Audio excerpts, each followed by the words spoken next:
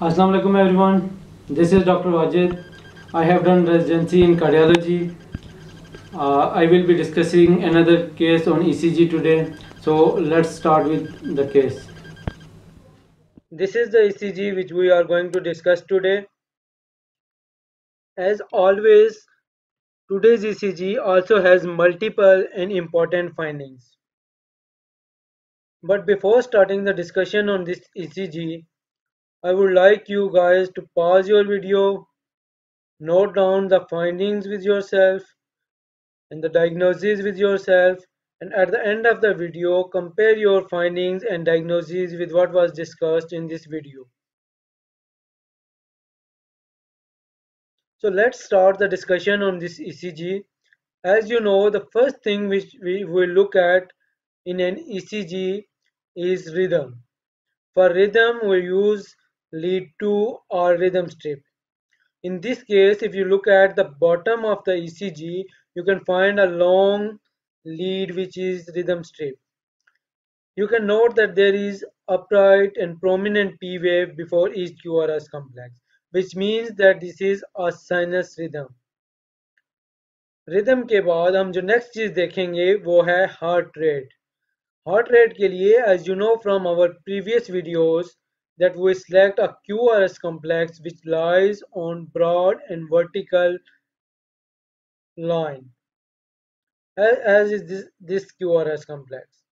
और इस QRS complex और next QRS complex के दरमियान हम large Q boxes को काउंट करेंगे as 300, 150, 100, 75 and 60. So the heart rate in this case is 60 beats per minute. So this is a sinus rhythm at rate of 60 beats per minute. After heart rate, we look for axis. For axis, we see lead 1 and lead AVF.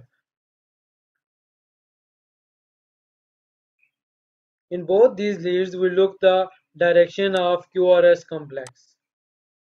In lead 1, the direction of QRS complex is upwards, while in lead AVF, the QRS complex is directed downwards. So as per rule of thumb, the axis in this case is left axis deviation.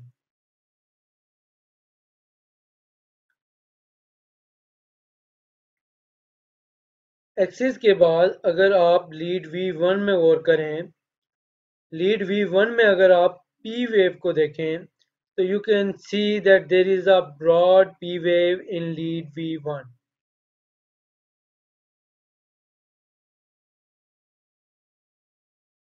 This broad P wave has a negative terminal end which is more than 1 millimeter deep and it is more than 1 small square broad. Similarly, the P wave in lead 2 is broad and it is more than 2.5 small square. Whenever you find a biphasic P wave in lead V1 plus a P wave which is more than 2.5 small scale in lead 2, it means that there is left atrial enlargement. अब अगर आप right प्रीकार्डियल Leeds में देखें, that is lead V1 and lead V2, so you can see prominent R wave in these right precordial leads. Normally this prominent R wave is not present on right precordial leads. There are multiple differential diagnoses of prominent R wave in lead V1 and V2, which includes normal variant, right ventricular hypertrophy, right bundle branch block, WPW syndrome, hypertrophic cardiomyopathy, and posterior wall MI. So, to find the most likely diagnosis in this case, we will again look at lead 2 3, and AVF that are inferior leads. So you can find prominent Q waves in lead 2, 3, and AVF. Similarly, in lead 1, lead V4, lead V5, and lead V6, you can see Q waves. In normal cases, these Q waves are not present in these leads.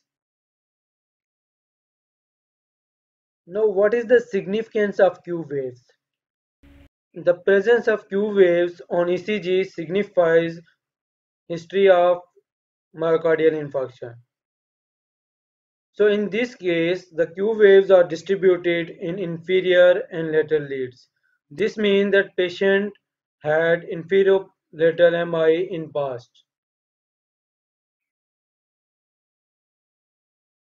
So among the multiple differential diagnoses of prominent R wave in lead V2 and V1, now we can say that these R waves are due to posterior wall MI.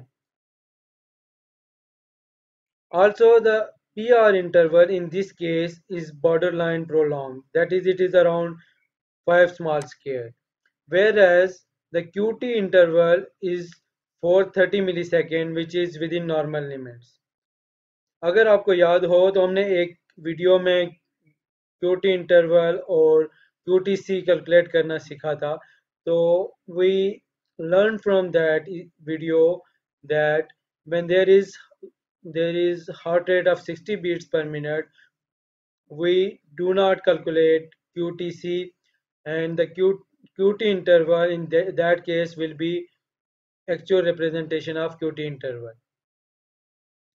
Hopefully आपको आज की video पसंद आई होगी, आपके knowledge में इजाफा हुआ होगा. For more videos please subscribe to our channel and stay tune. Thank you and अल्लाह हाफिज टिल नेक्स्ट टाइम.